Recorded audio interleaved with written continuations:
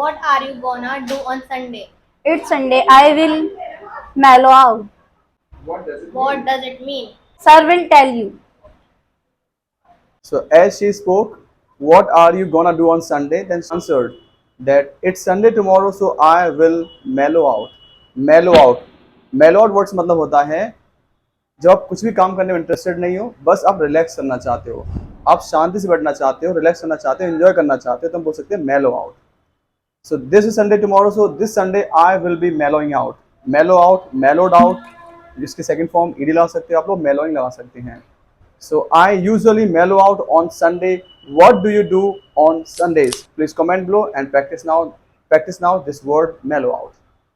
English सीखने को भी English. Please like, share and subscribe. Thank you.